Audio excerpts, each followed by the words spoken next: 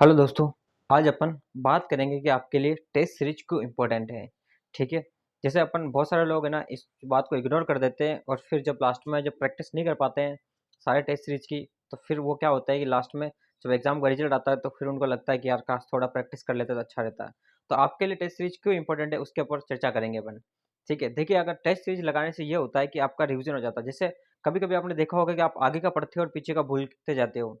ऐसा होता है कई बार, किसी के साथ, बहुत से लोगों के साथ ऐसा होता है। आप आगे के चैप्टर पढ़ोगे, पीछे का भूल जाओगे। अगर आपने एक बुक पढ़ी है, अगर एक सब्जेक्ट को पढ़ रहे हो तो आप दूसरे सब्जेक्ट को अभी टच नहीं कर रहे हो तो वो आप भूल जाते हो। लेकिन जब आप टेस्ट सीरीज लगाते हो, रेगुलर टेस्ट सीरीज लगाते हो, आप टेस्ट लगाते हो, तो आपके क्या होता है कि जैसे वो चीज़ें आपने नहीं पढ़ी फिर भी वो आपके वीकली का टेस्ट लगा रहे हो या कभी एक सप्ताह में 2 लगा रहे हो, तो आपको वो क्या क्वेश्चन आता है तो जब आपका रिवीजन हो जाता है, माइंड अपने आप ही उस चीज़ को रिकॉल करने की कोशिश करने लग जाता है। तो आपके लिए वो चीज़ें मतलब यूँ समझिए कि एक रामबाण है टेस्ट सीरीज। उससे क्या होगा, आपकी प्रैक्टिस भी हो जाएगी। अब आप आईए का एग्जाम देख लीजिए, अब उसके अंदर रीजनिंग है। अब रीजनिंग को आप क्या बिना प्रैक्टिस के आप सोल्व कर पाओगे क्या? नहीं, मुझे नहीं लगता कर पाओगे।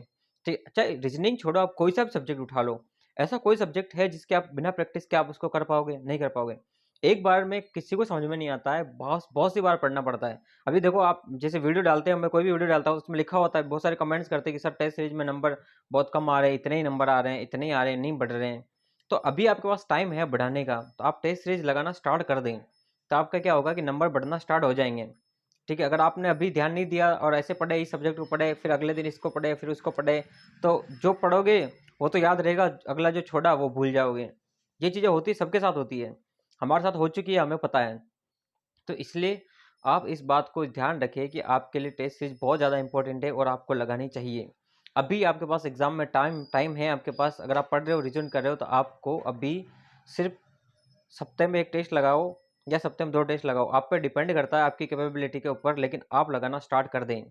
ठीक है। जिन्होंने स्टार्ट नहीं किया वो स्टार्ट कर दें, और जो भी स्टार्ट कर रहे हैं, जिनके अभी कोर्स नहीं हुआ, वो कोर्स के साथ साथ लगाना स्टार्ट कर दें, वीकली एक टेस्ट लगाना स्टार्ट कर दें। और टॉपिक वाइज तो लगाना ही है आपको क्वेश्चन आंसर, तो वो लगाना स्टार्ट कर दें। अब बहुत सारे पूछते हैं कि क्वेश्चन आंसर देखो, बहुत सारी जगह चलते हैं, टेलीग्राम पे लोग चलाते हैं, हमारे इस टेलीग्राम पे ही चलाते हैं लोग वक्त, तो वहाँ से आप देख के वहाँ से क्यूज लगा सकते हो कि आपको कितना आ रहा है। ठीक है, वहाँ से लगा सकते हो, आपको लिंक इसमें दे देंगे नीचे।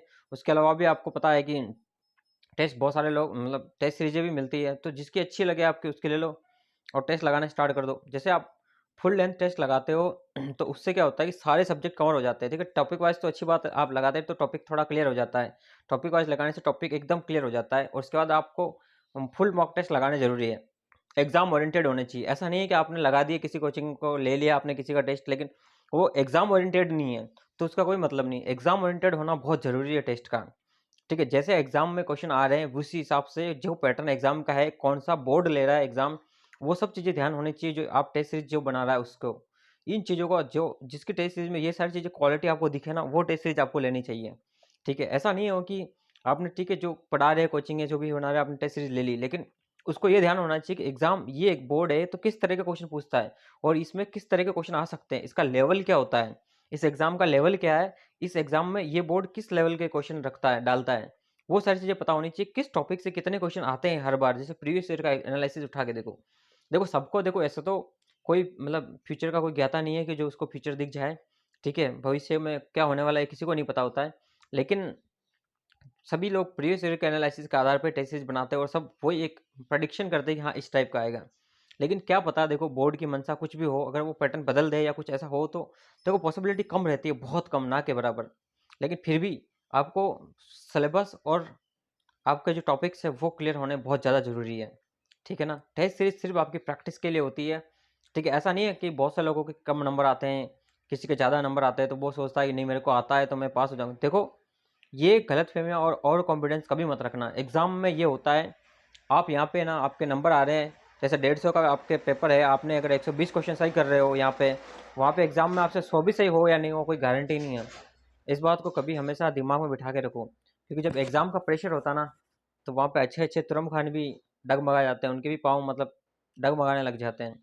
इसलिए इस बात को आप ध्यान में रखो, दिमाग में रख के चलना इस बात को कि आप टेस्ट सीरीज लगा रहे हो तो आपको ओवर कॉन्फिडेंस में नहीं आना है। अगर आपके कम नंबर आ रहे हैं तो आपको मेहनत करनी, और आपके ज़्यादा आ रहे हैं तो भी आपको मेहनत करनी ही है। आपको फिर भी मेहनत करनी, ये नहीं सोचना है कि मेरे ज़्यादा नंबर आ रहे हैं तो मैं वहाँ पास हो जाऊँगा। ऐसे घने ही बंदे हैं जो लटक गए हैं, जिन ओवर कॉन्फिडेंस में रह गए वो। इसलिए ओवर कॉन्फिडेंस कभी मत लाना। जब जिस दिन ओवर कॉन्फिडेंस आपके दिमाग से खत्म हो जाएगा कि नहीं मेरे को नहीं आता और मेरे को पढ़ना ही है, आता है फिर भी पढ़ना है, एक बार फिर भी पढ़ना है, 2 बार फिर भी पढ़ना है, पढ़ना है, रिवीजन मस्ट करना ही है, तब जाके आपके नंबर आएंगे टेस्ट वहाँ पे। यहाँ पे भले आप पूरे में से पूरे ले आओ किसी, क्योंकि देखो बनाने वाले का तरीका मैंने बता दिया ना, टेस्ट सीरीज पैटर्न के ऊपर और एग्जामिनर पे डिपेंड करती है। यहाँ पे चलो जो लोग बना रहे हैं अच्छी बात है आपकी प्रैक्टिस के लिए, लेकिन बनाने के बाद भी उस टेस्ट सीरीज में क्या कोई लेवल, किस तरह का लेवल है, क्या है, उसके हिसाब से आपके नंबर आ रहे हैं यहाँ पे। लेकिन जब वहाँ पे आता है तो उसका लेवल उस एग्जामिनर पे डिपेंड करता है जो टेस्ट सीरीज बनाता है। तो आपको उस लेवल के हिसाब से सोच के चलना है कि नहीं यार इस टेस्ट सीरीज में नंबर आ रहे हैं, अगर 100 आ रहे हैं या 120 क्वेश्चन भी सही हो रहे हैं मेरे, तो मुझे और सही करना है। यहाँ पर आप पूरे में से पूरे करने की कोशिश करो ना, तब वहाँ पर आपके लगभग जो भी 80%, 95%, 90% के आसपास सही हो जाए तो और अच्छी बात है। सभी चाहते हैं कि अच्छा हो। देखो जरूरी नहीं है कि आपकी कट ऑफ, लोगों की सोचते, लोगों ने बहुत सारे लोग कट ऑफ बताते हैं, ठीक है, प्रीवियस ईयर में जो रही कट ऑफ क्या पता वो रहे या ना रहे, कभी उस पर डिपेंड मत रहना, जरूरी नहीं कि वो रहे, ठीक है, क्योंकि पेपर पे डिपेंड करती है कट ऑफ। मान लो पेपर इजी आ जाता है, पिछली बार इजी मान लेते हैं और इस बार हार्ड आ गया तो कट ऑफ कम हो जाएगी, और पिछली बार हार्ड मान लेते हैं और इस बार इजी मान लिया तो कट ऑफ बढ़ जाएगी। तो इस बात को आप ध्यान रखो, वो हमेशा एग्जामिनर पे और एग्जाम बोर्ड पे डिपेंड करता है कि कट ऑफ क्या रहने वाली है, वो कैसे क्वेश्चन सेट करता है। कुछ ऐसे क्वेश्चन सेट कर दिए जो किसी को नहीं आए तो कट ऑफ बिल्कुल नीचे चली जाएगी।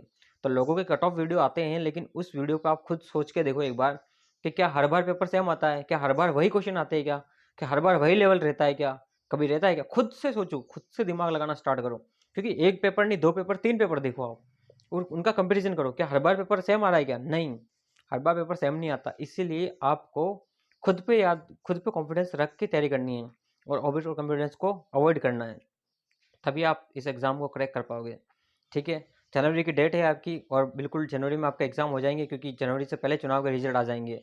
ये बात आप हमेशा रखो, याद रखो, क्योंकि सारी बोर्ड्स हो गई, आरपीएससी हो गई, उसका रिजल्ट देखो, अभी आचार संहिता लग रही है फिर भी रिजल्ट जारी हो रहे हैं, सब कुछ हो रहा है। तो आप ये चीज़ें कभी दिमाग में ना रखें कि नहीं हमारा एग्ज़ाम पोस्टपोन होगा, कोई पोस्टपोन नहीं होगा, आपको इसी एग्ज़ाम की इसी डेट पर तैयारी करनी है और इसी डेट पर आपका एग्ज़ाम होगा, ठीक है। धन्यवाद। वीडियो अच्छा लगा तो लाइक करें और अपने दोस्तों में शेयर करें, चैनल को सब्सक्राइब कर लें एक बार। धन्यवाद।